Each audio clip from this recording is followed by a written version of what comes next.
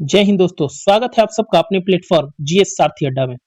प्यारे बच्चों, आज हम एक नई सीरीज के साथ आपके साथ जुड़ रहे हैं और यह नया सीरीज हमारा घटना चक्र का बीपीएससी पूर्वालोकन होगा। इसका बहुत मांग आप लोगों की तरफ से हो रहा था कि बीपीएससी पूर्वालोकन को एक बार सर आपके द्वारा करा दिया जाए, ताकि बिहार में हुए हर एग्जाम के प्रश्न हमसे कवर हो जाए और जो टीआरई है, बीपीएससी ईडीओ है या बीपीएससी 72 आने वाली है, उसमें बहुत सारा हेल्प मिले। तो आप लोग की मांग पे हम इस सीरीज को लेकर के आपके साथ जुड़ रहे हैं और हर प्रश्न के साथ हम एक्सप्लेनेशन को भी देखेंगे। प्रश्न क्या कहता है, प्रश्न का कंसेप्ट क्लियर होगा और साथ में क्या क्या प्रश्न बनाए जा सकते हैं एग्जामिनर द्वारा, उन सभी बातों पे हम चर्चा करेंगे। यदि अब तक आपने चैनल को लाइक शेयर सब्सक्राइब नहीं किया है तो सबसे पहले चैनल को लाइक शेयर सब्सक्राइब करें, ताकि सबसे पहले नोटिफिकेशन आपके पास पहुंचे और बीपीएससी पूर्वालोकन का यह सीरीज आप हमारे साथ कवर करें और बेहतर ढंग से एक्सप्लेनेशन को सीखते चले, ताकि एग्जाम हॉल में जब आप जाएं तो आप अपना बुलंद हौसला लेकर के जाएं और बेहतर ढंग से एग्जाम में प्रश्नों को करके आए। तो आज का पहला प्रश्न हम शुरू करेंगे और पहला प्रश्न आपके सामने कि आधुनिक भारत, यहां हम कवर करेंगे, हम आधुनिक भारत को सबसे पहले कवर करेंगे और आधुनिक भारत में यूरोपीय कंपनियों का आगमन से ही शुरू होता है और यह अपडेटेड बुक है, 2026 का बुक है। इसका एक एक प्रश्न जो है वह बीपीएससी से ही पूछा हुआ प्रश्न है। तो आज का पहला प्रश्न हम पढ़ेंगे कि पुर्तगाली उपनिवेश का प्रथम वायसराय भारत में कौन हुआ। आपको बताना है कि जो पुर्तगाली उपनिवेश था उसका पहला वायसराय भारत में कौन हुआ था। चार ऑप्शन आपके सामने हैं। क्या डियाज हुआ था, या option number B Vasco da Gama था, या ऑप्शन नंबर सी अल्मीडा था, या अल्बुकर्क था। तो इसका आंसर हो जाएगा प्यारे बच्चों ऑप्शन नंबर सी अल्मीडा हुआ करता है। अब बढ़ेंगे एक्सप्लेनेशन की तरफ। यह बीपीएससी प्री 2001 का प्रश्न है और एक्सप्लेनेशन में हम सभी चीजों को कंप्लीट करते हुए चलेंगे।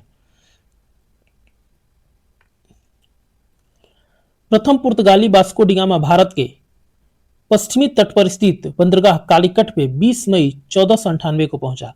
तो पूछता है कि सबसे पहले कौन सा पुर्तगाली व्यक्ति था जो भारत में पहुंचा था, तो वह नाम है वास्को डिगामा। और यह कब पहुंचा, तो 20 मई 1498 को सबसे पहले भारत में पहुंचता है। कहां पहुंचता है, तो केरल के कालीकट तट पे पहुंचता है, केरल के कालीकट तट पे पहुंचता है। और इसके बारे में यह भी कहा जाता है कि भारत के नए समुद्री मार्ग की खोज इसने की। लोग ऐसे प्रश्न करते हैं कि भारत की खोज किसने की, तो ऐसा प्रश्न नहीं होता है, बल्कि प्रश्न यह है कि भारत में समुद्री मार्ग का खोज किसने किया था सबसे पहले, तो वास्को डिगामा ने किया था, जो पुर्तगाल का था। और यह जब कालीकट तट पे पहुंचता है तो वहां केरल के कालीकट के राजा जमोरिन हुआ करते थे, उन्होंने इसका स्वागत किया। क्या किया, वास्को डिगामा का स्वागत किया। प्रश्न पूछता है कि वास्को डिगामा का स्वागत किसने किया जब वह कालीकट तट पे पहुंचा, तो राजा जमोरिन होगा। जमोरिन जो है वह कालीकट के शासकों की पैतृक उपाधि हुआ करती थी। पुर्तगाली व्यापारियों ने भारत में कालीकट, गोवा, दमन, द्वीप एवं हुगली के बंदरगाहों में अपनी व्यापारिक कोठियां स्थापित की। तो पूछता है कि पुर्तगालियों ने अपनी व्यापारिक कोठियां कहां कहां स्थापित की, तो आपको याद रखना है कि कालीकट में किया था, गोवा में किया था, दमन में किया था, द्वीप में किया था एवं हुगली में किया था। 5 आजकल जो है बीपीएससी में 5 ऑप्शन का ट्रेंड है। बीपीएससी टीआरई में तो 5 ऑप्शन अनिवार्य रूप से है।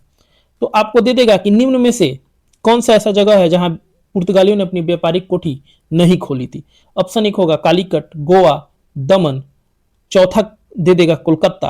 तो आपको ढूंढना होगा। तो आपको जब ये 5 नाम याद रहेंगे तो आप बिल्कुल आसानी से इलिमिनेट कर सकते हैं, या उपयुक्त में से एक से अधिक भी होता है तो आपको वैसे प्रश्न कैसे बना रहा है एग्जामिनर, उसको ध्यान में रखते हुए प्रश्नों को करना है। अब आगे आएंगे, आगे की तरफ अगला पॉइंट है कि 1505 ईस्वी में फ्रांसिस्को द अल्मीडा भारत में प्रथम पुर्तगाली वायसराय एवं गवर्नर बनकर के आया। तो यही प्रश्न हमारा था कि सबसे पहला वायसराय भारत में पुर्तगाली की तरफ से कौन आया था, तो वह नाम था फ्रांसिस्को द अल्मीडा। और यह कब आया था, तो 1505 ईस्वी में आया था, जो प्रथम पुर्तगाली वायसराय एवं गवर्नर बनकर के आया था। यहां तक आपको चीजें जरूर क्लियर हो गई होंगी और आपको नोट डाउन करते चलना है, ताकि कंसेप्ट आपका बेहतर ढंग से क्लियर हो सके और आप एग्जाम में कंफ्यूजन क्रिएट ना कर सके।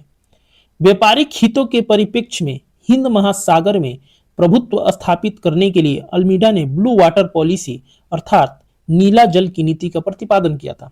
अब यहां से प्रश्न ऐसे बनाता है कि ब्लू वाटर पॉलिसी का प्रतिपादन किसने किया था? तो ब्लू वाटर पॉलिसी का प्रतिपादन कोई और नहीं बल्कि पहला पुर्तगाली वायसराय जो फ्रांसिस्को द अल्मीडा हुआ करता था उसी ने किया था। इसके साथ अब हम अगले प्रश्न की तरफ बढ़ेंगे और अगला प्रश्न है कि बंगाल के खाड़ी में समुद्री डकैती हेतु हुगली का उपयोग कौन करता था? आपको बताना है कि बंगाल के खाड़ी में जब समुद्री डकैती हेतु हुगली का उपयोग कौन किया करता था? डच किया करते थे या फ्रांसीसी किया करते थे या पुर्तगाली किया करते थे या अंग्रेज किया करते थे?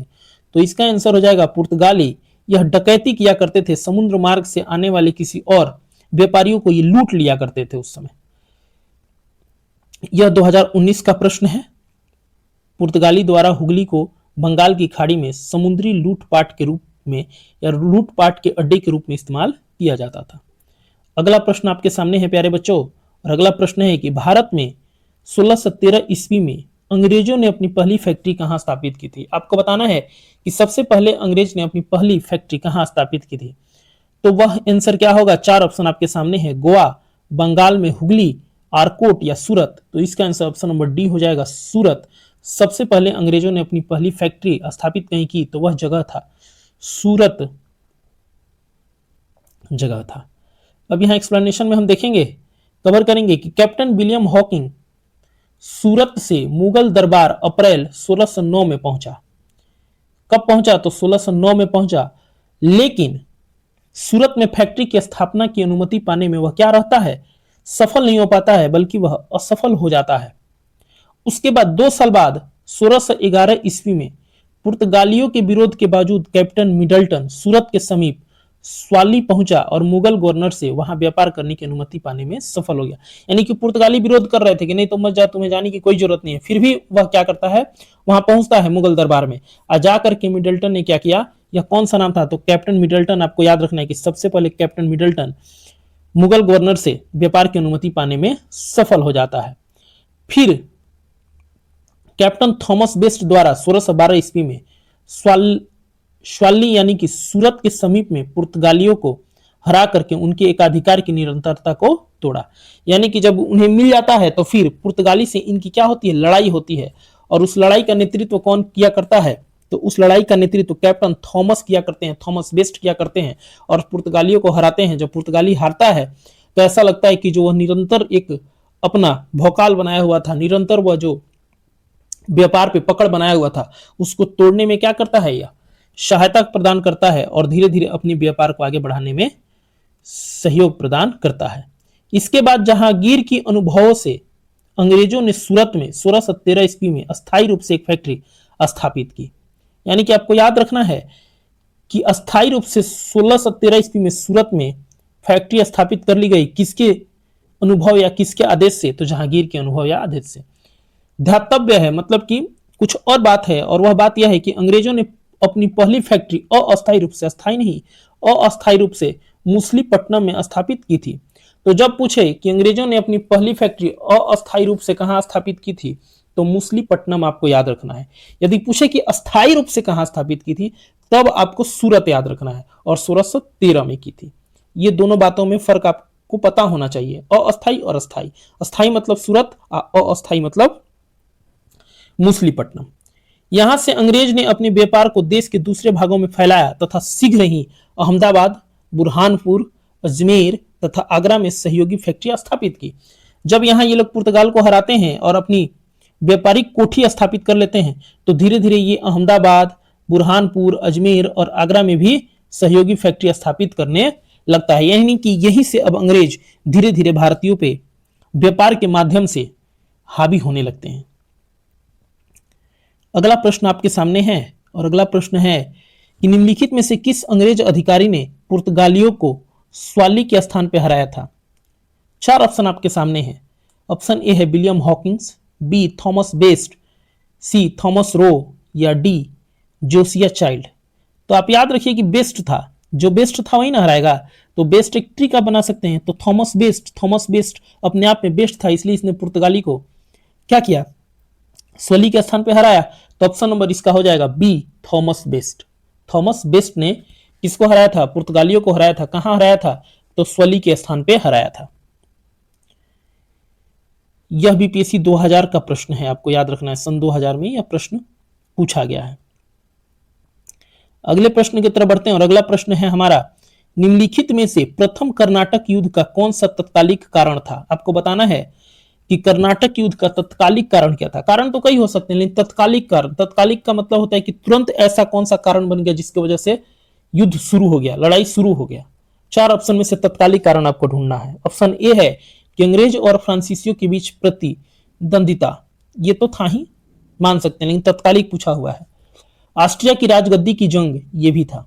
कर्नाटक की राजनीति का मसला, या अंग्रेज द्वारा फ्रांसीसी जहाजों का अधिग्रहण, ये सब बात था ही, तब तक अंग्रेज क्या करते हैं, फ्रांसीसी जहाज का अधिग्रहण कर लेते हैं। जैसे ही फ्रांसीसी जहाज का अधिग्रहण करते हैं, फ्रांसीसियों को लगता है कि अभी सब मानने वाला नहीं है, बहुत होशियार बन रहा है, बस तुरंत यह लड़ाई शुरू हो जाती है और तत्कालिक कारण यही बन जाता है, अंग्रेजों द्वारा फ्रांसीसी जहाजों का अधिग्रहण। इसलिए इसका आंसर हो जाएगा option number D, option number D. आगे बढ़ेंगे, एक्सप्लेनेशन को देखेंगे हम। एक्सप्लेनेशन थोड़ा लंबा चौड़ा है, तो कोशिश करेंगे कि हम 2 पार्ट में ही करते हैं। पहले इतना कर लेते हैं, फिर उसके बाद उसको करते हैं। यहां से आप नोट करते चलेंगे। कर्नाटक का प्रथम युद्ध पूछ दे कि कर्नाटक का प्रथम युद्ध कब से कब तक चला था, तो 1746 से 48 तक। क्यों, तो ऑस्ट्रिया के उत्तराधिकार युद्ध जो 1740 ईस्वी में आरंभ हुआ था, यह भी इसका एक क्या था, एक पक्ष था, इसका विस्तार मात्र था। गृह सरकारों की आज्ञा के विरुद्ध ही दोनों दल, कौन कौन, अंग्रेज व फ्रांसीसी ने 1746 ईस्वी में युद्ध प्रारंभ हो गया। मतलब कि गृह सरकार इसको मना कर रही थी, फिर भी अंग्रेज और फ्रांसीसी के बीच कर्नाटक का प्रथम युद्ध 1746 ईस्वी में आरंभ हो जाता है। अंग्रेज कोमोडोर कर्टिस बर्नेट के नेतृत्व में अंग्रेजी नौसेना द्वारा कुछ फ्रांसीसी जहाजों पर अधिग्रहण कर लेना युद्ध का तत्कालिक कारण था। युद्ध का तत्कालिक कारण क्या था, फ्रांसीसी जहाजों पर अधिकार कर लेना। और किसके द्वारा किया गया था, तो अंग्रेज कोमोडोर कर्टिस बर्नेट के नेतृत्व में अंग्रेजी नौसेना द्वारा कुछ फ्रांसीसी जहाजों पर अधिकार कर लिया गया। यदि पूछ दे कि किसके नेतृत्व में किया गया था, तो कोमोडोर कर्टिस बर्नेट आपको याद रखना है। प्रश्न कहीं से बना सकता है, इसलिए थोड़ा सा सीक्वेंस में और आप चीजों को अपने दिमाग में स्थिर करते हुए आगे बढ़ेंगे। आगे की तरफ है कि प्रथम कर्नाटक युद्ध के समय ही कर्नाटक के नवाब अनवरुद्दीन ने महफूज खां के नेतृत्व में सेना को फ्रांसीसियों पर आक्रमण करने के लिए भेज दिया। अब महफूज खां जब देखते हैं, अब ये क्या करते हैं, कर्नाटक के जो नवाब अनवरुद्दीन होते हैं, ये जब देखते हैं कि अंग्रेज और फ्रांसीसी के बीच लड़ाई हो रही है, तो ये सोचते हैं कि हम इसका फायदा क्यों ना उठा लें, और महफूज खां के नेतृत्व में एक सेना को भेज देते हैं फ्रांसीसियों पर आक्रमण करने के लिए। लेकिन इनका यह पैतरा फेल हो जाता है। कैप्टन पैराडाइज के नेतृत्व में फ्रांसीसी सेना ने अड्यार नदी पर स्थित सेंट थोमे नामक, यहां इतना आपको याद रखना है कि कैप्टन पैराडाइज के नेतृत्व में फ्रांसीसी सेना ने अड्यार नदी पर स्थित सेंट थोमे नामक स्थान पर नवाब को पराजित किया। यूरोप में युद्ध बंद होते ही कर्नाटक का प्रथम युद्ध समाप्त हो गया। जैसे ही यूरोप में युद्ध बंद हुआ, कर्नाटक का प्रथम युद्ध भी समाप्त हो गया। एक्सला सालेब की संधि यानी 1748 ईस्वी से ऑस्ट्रेलिया के उत्तराधिकार का युद्ध समाप्त हो गया। पूछ सकता है कि ऑस्ट्रेलिया का एकाधिकार का युद्ध किस संधि द्वारा समाप्त हुआ, तो एक्सला सापेल की संधि आपको याद रखना है। एक्सला सापेल की संधि कब हुआ था, तो 1748 में हुआ था, और इसी संधि के तहत ऑस्ट्रेलिया के उत्तराधिकार का युद्ध समाप्त हो गया तथा मद्रास अंग्रेजों को पुनः प्राप्त हो गया। और कर्नाटक का प्रथम युद्ध सेंट थोमे के युद्ध के लिए स्मरणीय है। जो कर्नाटक का प्रथम युद्ध था वह सबसे ज्यादा किसके लिए स्मरणीय है, तो सेंट थोमे के युद्ध के लिए स्मरणीय है। आगे बढ़ते हैं, अगला प्रश्न है हमारे सामने, 1760 का प्रसिद्ध वांडीवास का युद्ध अंग्रेजों द्वारा किसके खिलाफ लड़ा गया था। अब आपको बताना है कि जो वांडीवास का युद्ध हुआ था यह कब हुआ था, तो 1760 में हुआ था। और अंग्रेज और किनके किनके बीच हुआ था, तो अंग्रेज और, फिर यह लड़ाई अंग्रेज और फ्रांसीसी के बीच ही होती है 1760 में, तो अंग्रेज और फ्रांसीसी, इसलिए इसका आंसर हो जाएगा ऑप्शन नंबर ए, अंग्रेज और फ्रांसीसी के बीच में हुई थी। डायरेक्ट क्वेश्चन पूछ लेता है, वांडीवास की युद्ध किनके किनके बीच हुआ था, तो अंग्रेज और फ्रांसीसी के बीच हुआ था। कब हुआ था, तो 1760 में हुआ था। अब जो चीजें बाकी रह जाएंगी वो यहाँ एक्सप्लेनेशन में हमें कवर करने को मिल जाएगा। वांडीवास का युद्ध जनवरी 1760 में अंग्रेजों तथा फ्रांसीसियों के मध्य हुआ था। ये लाइन बिल्कुल आपको याद होना चाहिए। युद्ध में फ्रांसीसी पराजित हुई। युद्ध में कौन पराजित होता है? फ्रांसीसी पराजित हो जाती है और अंग्रेज क्या हो जाता है? जीत जाता है। अंग्रेजी सेना का नेतृत्व कौन करता है? तो सर आयरकूट करते हैं। और फ्रांसीसी सेना का नेतृत्व कौन करता है? तो काउंट डी लाली करते हैं। काउंट डी लाली उठलाली लगा के करते हैं और पता चलता है कि ये हार जाते हैं। ये बस हंसना नहीं है, बल्कि एक हमने ट्रिक बनाया कि काउंट डी लाली, लाली जो होठों पे लगाया जाता है वहीं समझिए लाली, लाली लाली लगा करके हार जाता है और सर आयरकूट जो अंग्रेज की तरफ से नेतृत्व कर रहा था वह जीत जाता है। तो वांडीवास की युद्ध में अंग्रेजों की विजय और फ्रांसीसी का पराजय होता है। इन सभी बातों को आपको बिल्कुल ध्यान से याद रखना है। अगला प्रश्न है कि उस क्षेत्र की पहचान करें जहां से यूरोप वासियों को सर्वोत्तम सोरा और अफीम प्राप्त होता है। जल्दी से फटाफट चैनल को लाइक शेयर सब्सक्राइब कीजिए, सबसे पहले नोटिफिकेशन आपके पास पहुंचे और इस होड़ में आप पीछे न रह जाए। जब आप इस प्रश्नों को करेंगे या प्रश्न के साथ एक्सप्लेनेशन को करेंगे और इन सीरीज को कंप्लीट करेंगे और तब जाकर के आप किसी भी एग्जाम को देंगे, किसी भी सीट को लगाएंगे, तो आप पाएंगे कि आपने कितना बेहतरीन ढंग से अपना तैयारी कर रखा है और आपकी सफलता सुनिश्चित हो जाएगी। प्रश्न है कि उस क्षेत्र की पहचान करें जहां से यूरोप वासियों को सर्वोत्तम सुरा और अफीम प्राप्त होता है। बताइए, यह 1995 बीपीएससी का प्रश्न है। तो इसका आंसर प्यारे बच्चों हो जाता है, इसका आंसर हो जाता है बिहार। देख लीजिए, यही बिहार है। क्षेत्र की पहचान करना है, यूरोप वासियों को सर्वोत्तम सुरा और अफीम कहां से प्राप्त होता है? तो इसी बिहार से प्राप्त होता है जहां अभी शराबबंदी है। पहले से ही बिहार बहुत क्रांतिकारी है इन सब चीजों में। ठीक है, यूरोप वासियों को सर्वोत्तम सोरा और अफीम बिहार से प्राप्त होता था। अगला प्रश्न है, अंग्रेजी शासनकाल में भारत का कौन सा क्षेत्र अफीम उत्पादन के लिए प्रसिद्ध था?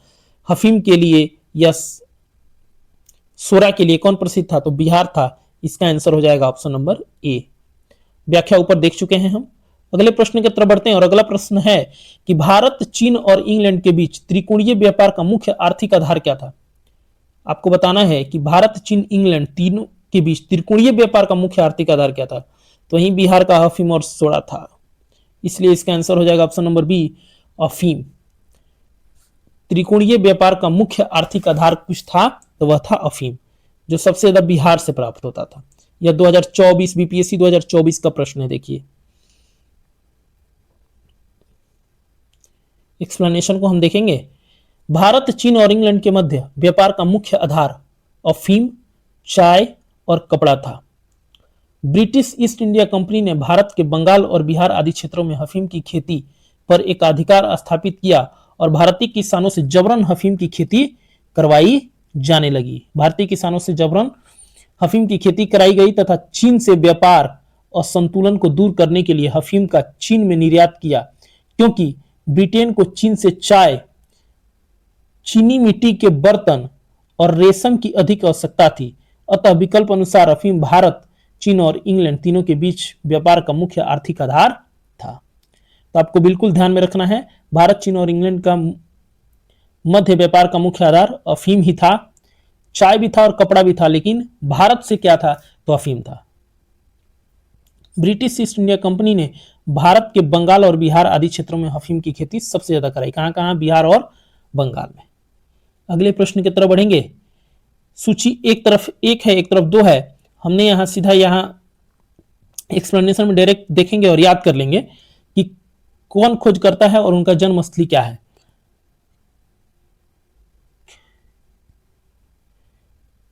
क्रिस्टोफर कोलंबस, यह इटली से थे।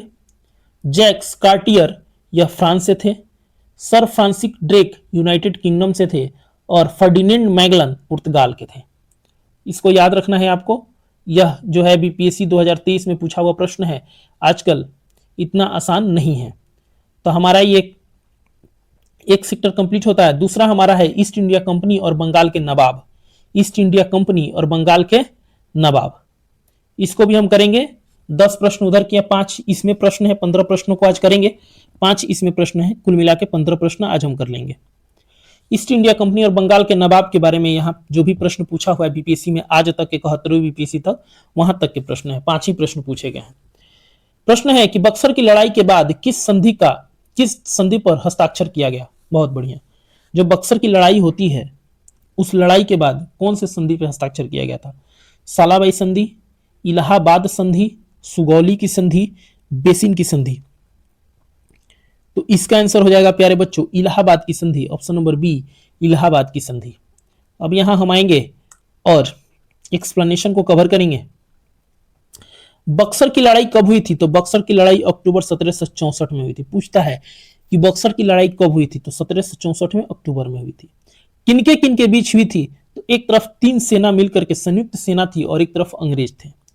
यहां कवर करते चलेंगे। मीर कासिम, अवध के नवाब सुजाउद्दौला उस टाइम थे, और मुगल सम्राट शाह आलम द्वितीय की संयुक्त सेना थी।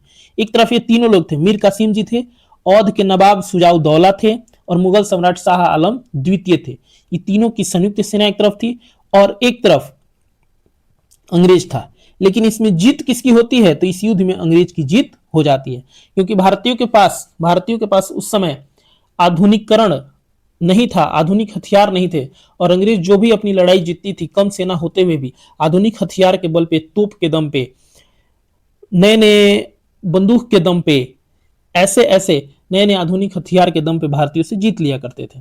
तो अंग्रेज इसमें विजयी होती है और ब्रिटिश सेना का नेतृत्व पूछता है कि बक्सर की लड़ाई में ब्रिटिश सेना का नेतृत्व कौन करता है? तो हेक्टर मुनरो करता है। हेक्टर मुनरो, ये नाम आपको याद रखना है। जब बक्सर की लड़ाई 1764 ईस्वी में होती है उसमें अंग्रेजी सेना का नेतृत्व करने वाला व्यक्ति कौन था? तो हेक्टर मुनरो था। लेकिन इस लड़ाई के बाद जब इलाहाबाद की संधि होती है तो संधि किसके बीच होता है? यह भी बात आपसे पूछता है और आपको याद रखना है कि संधि इलाहाबाद की दो संधि होती है 1765 में। पहला संधि इलाहाबाद की प्रथम संधि जो है लॉर्ड क्लाइव तथा मुगल सम्राट शाह आलम द्वितीय के बीच हुई थी। पहली संधि किनके बीच हुई थी? तो क्लाइव तथा शाह आलम द्वितीय के बीच हुई थी। जबकि इलाहाबाद की दूसरी संधि क्लाइव और अवध के नवाब सुजाउद्दौला के मध्य हुई थी। इतने प्रश्न यहां से बन सकते हैं या बना करके पूछे जाते हैं। एक एक पॉइंट को आपको ध्यान में रखना है, क्योंकि प्रश्न से कैसे प्रश्न बनाए जाएंगे या इसके आसपास से कोई भी प्रश्न बनता है तो कैसे हम आंसर करेंगे, इन सभी बातों को हम लेकर के यहां चल रहे हैं। अगला प्रश्न है कि इलाहाबाद की संधि के बाद रॉबर्ट क्लाइव ने मुर्शिदाबाद का उप दीवान किसे बनाया था? बहुत बढ़िया। यह जो प्रश्न है बीपीएससी प्री 2001 का प्रश्न है और आपको बताना है कि इलाहाबाद की संधि के बाद रॉबर्ट क्लाइव ने मुर्शिदाबाद का उप दीवान किसे बनाया था? तो इसका आंसर होगा मोहम्मद रजा खान। मोहम्मद रजा खान को बनाया था। एक्सप्लेनेशन की तरफ चलेंगे और यहां से कंसेप्ट क्लियर करेंगे और साथ में क्या क्या प्रश्न और बन सकते हैं उस पर चर्चा करेंगे। इलाहाबाद की दूसरी संधि कब हुई थी? तो अगस्त 1765 के अनुसार भगौड़े सम्राट शाह आलम को अंग्रेजी संरक्षण में ले लिया गया। यानी कि जो शाह आलम द्वितीय थे वो भाग गए थे, अब उनको दूसरी संधि के बाद क्या कर दिया गया? तो अपने संरक्षण में ले लिया गया तथा उसे इलाहाबाद में रखा गया। शाह आलम द्वितीय ने अपने 12 अगस्त 1765 के फरमान द्वारा कंपनी को बंगाल, बिहार, उड़ीसा, यानी वर्तमान में जो उड़ीसा है, इसको क्या किया? अंग्रेजों के नाम कर दिया। बंगाल, बिहार, उड़ीसा, तीन ऐसे प्रांत थे जिसको शाह आलम द्वितीय ने अंग्रेज को इलाहाबाद की संधि में दे दिया। डायरेक्ट प्रश्न पूछता है कि कौन कौन से प्रांत को दिया था? तो बंगाल, बिहार, उड़ीसा आपको याद रखना है। किसने दिया था? तो शाह आलम द्वितीय ने दिया था। किसको दिया था? तो रॉबर्ट क्लाइव को दिया था।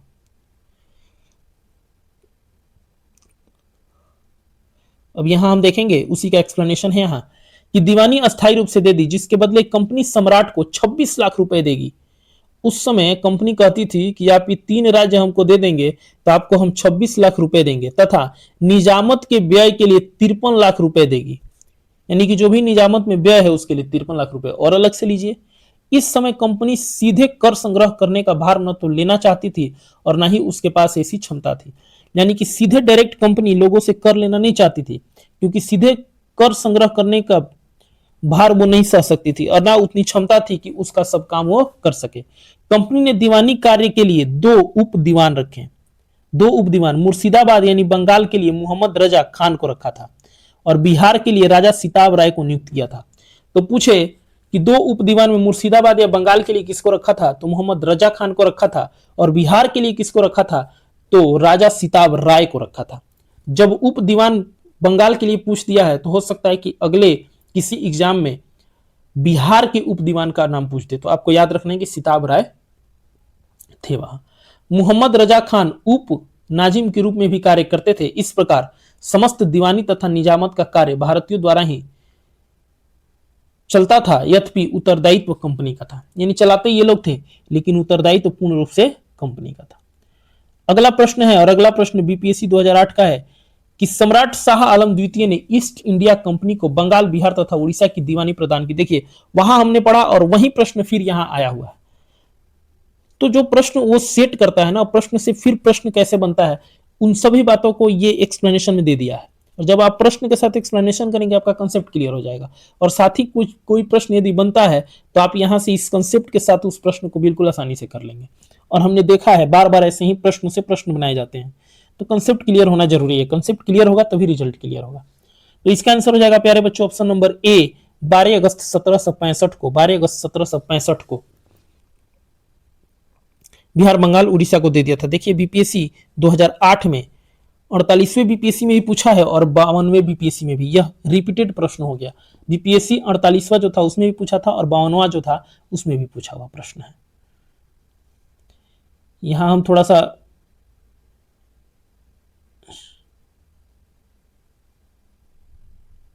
चलिए शुरू करते हैं। यहां एक्सप्लेनेशन को हम देखेंगे, लंबा एक्सप्लेनेशन है। इलाहाबाद की प्रथम संधि 12 अगस्त 1765 के तहत मुगल बादशाह शाह आलम द्वितीय ने कंपनी को बंगाल, बिहार और उड़ीसा की दीवानी अस्थायी रूप से दे दी। एक पॉइंट यहां हो गया। तथा इलाहाबाद की द्वितीय संधि, दूसरी संधि मात्र 4 दिन बाद होती है। दूसरी संधि कितने दिन? 4 दिन बाद, 16 अगस्त 1765 के तहत अवध के नाम नवाब सुजाउद्दौला ने इलाहाबाद और कड़ा के जिले मुगल बादशाह शाह आलम द्वितीय को देने का वादा किया। अब इनसे अंग्रेज जबरदस्ती करवा करके शाह आलम द्वितीय को दिलवाते हैं कि जैसे शाह आलम द्वितीय को देंगे, उनको तो हम पैसा दे ही रहे हैं, उनसे फिर हम ले लेंगे। इस समय Robert Clive east India company की तरफ से बंगाल का गवर्नर था। इस समय बंगाल का गवर्नर कौन था कंपनी की तरफ से? तो रॉबर्ट क्लाइव था। शाह आलम द्वितीय का संपूर्ण जीवन आपदाओं से ग्रस्त रहा। उसे 1788 ईस्वी में अंधा कर दिया गया। शाह आलम द्वितीय के समय में 1803 ईस्वी में दिल्ली पर अंग्रेजों का अधिकार हो गया। तो दिल्ली पे अंग्रेजों का प्रथम बार अधिकार कब होता है? तो 1803 ईस्वी में होता है। शाह आलम द्वितीय तथा उसके 2 उत्तराधिकारी अकबर द्वितीय और बहादुर शाह द्वितीय ईस्ट इंडिया कंपनी के पेंशन भोगी मात्र बनकर रह गए। यानी कि शाह आलम द्वितीय के जो दोनों पुत्र थे, जब वो बनते हैं तो उन दोनों को पेंशन भोगी बना करके कंपनी, यानी कि अंग्रेज की जो ईस्ट इंडिया कंपनी है वो उनको पेंशन देती है और कहती है आप निश्चिंत रहिए, शांति से बैठिए, काम हमको करने दीजिए, आप चुपचाप पेंशन लीजिए। और बाकी सारा पकड़ धीरे धीरे अंग्रेज क्या करती है, अपनी पकड़ जबरदस्त तरीके से भारतीयों पर बनाने लगती है और भारत में शोषण करने लगती है। और इसी का एक बहुत बड़ा रिवोल्ट होगा, एक रिवोल्ट होगा, और उस रिवोल्ट का नाम है 1857 की क्रांति। और वह भी आगे हमको मिलेगा। और हमने 1857 की क्रांति का एक संपूर्ण सीरीज कंप्लीट किया है, जा करके आप उस सीरीज को देख सकते हैं। 1857 की क्रांति के एक एक प्रश्नों को बेहतरीन ढंग से किया गया है और ऐसे ही एक्सप्लेनेशन वहां भी हर प्रश्न का जो एक्सप्लेनेशन है ऐसे ही दिया गया है। आप प्रश्न के साथ एक्सप्लेनेशन करेंगे, आपका कंप्लीट 1857 की क्रांति वहीं से क्लियर हो जाएगा। अगला प्रश्न है, बंगाल में द्विशासन प्रणाली किसके द्वारा लागू किया गया था? बहुत बढ़िया, बंगाल में पूछ रहा है, बातों को पकड़ना है, क्वेश्चन को पकड़ना है कि क्या कह रहा है। बंगाल में द्विशासन प्रणाली किसके द्वारा प्रारंभ किया गया था? वारेन हेस्टिंग्स द्वारा, विलियम बेटिंग द्वारा, रॉबर्ट क्लाइव द्वारा या लॉर्ड कर्जन द्वारा? तो इसका आंसर हो जाएगा प्यारे बच्चों option number C, Robert Clive द्वारा। रॉबर्ट क्लाइव द्वारा। अब यहां हम थोड़ा द्वैत शासन के बारे में देख लेंगे। द्वैत शासन की शुरुआत बंगाल में रॉबर्ट क्लाइव द्वारा, किसके द्वारा? रॉबर्ट क्लाइव द्वारा 1765 ईस्वी में हुई थी। 28 अगस्त 1772 को कोर्ट ऑफ डायरेक्टर ने बंगाल में द्वैत शासन को समाप्त करने का निर्णय लिया। तो पूछता है द्वैत शासन, बंगाल में द्वैत शासन की शुरुआत किसने की? तो रॉबर्ट क्लाइव ने 1765 में। फिर पूछता है कि द्वैत शासन की समापन किसने किया? तो समापन जब कहता है तो इसका समापन वारेन हेस्टिंग्स के द्वारा 1772 ईस्वी में क्या किया जाता है? कर दिया जाता है कोर्ट ऑफ डायरेक्टर के कहने पे। कलकत्ता परिषद एवं उनके प्रधान को आज्ञा दी कि वे स्वयं दीवान बने और बंगाल, बिहार तथा उड़ीसा के प्रबंध को अपने हाथ में ले लें। वारेन हेस्टिंग्स ने दोनों उप दीवानों मोहम्मद रजा खान और राजा सिताब राय को पदच्युत कर दिया। यानी कि वारेन हेस्टिंग्स ने क्या किया, जो 2 उप दीवान थे मोहम्मद रजा खान और सिताब राय, इन दोनों को उनके पद से हटा देते हैं। तो आपको याद रखना है, यहाँ डायरेक्ट प्रश्न बनता है कि द्वैत शासन की समाप्ति किसने किया था, तो वारेन हेस्टिंग्स ने किया था। किसके कहने पे किया था, तो कोर्ट ऑफ डायरेक्टर के कहने पे किया था। अगला प्रश्न और आज का आखिरी प्रश्न है आपके सामने कि अंग्रेजों ने भारत पर लंबे समय तक राज्य कैसे किया। कांग्रेस की उदारवादी नीतियों के कारण किया, भारतीय नेताओं की गिरफ्तारी के कारण किया, या बांटो और राज करो नीति के तहत किया, या उपयुक्त में से एक से अधिक। तो प्यारे बच्चों, इसका आंसर हो जाएगा बांटो और राज करो, बांटो और राज करो की नीति के आधार पर इसने किया। तो अंग्रेजों द्वारा भारत पर लगभग 200 वर्षों तक राज करने का प्रमुख कारण बांटो और राज करो नीति था। इसी के साथ आज का सेशन हम समाप्त करते हैं। आज हमने 15 प्रश्न किए और उम्मीद है कि आपको यह सेशन बहुत बेहतर लगा होगा। तो यदि यह सेशन बेहतर लगा हो तो चैनल को लाइक शेयर सब्सक्राइब करें और सपोर्ट करें ताकि सबसे पहले नोटिफिकेशन आपके पास जाए। और ऐसे ही जीएस सारथी अड्डा कॉन्सेप्ट क्लियर रिजल्ट क्लियर के ध्येय के साथ आपके साथ आगे बढ़े और आपका एक भी प्रश्न एग्जाम में मॉडर्न हिस्ट्री का गलत ना हो। तब तक के लिए धन्यवाद। मिलते हैं अगले सीरीज में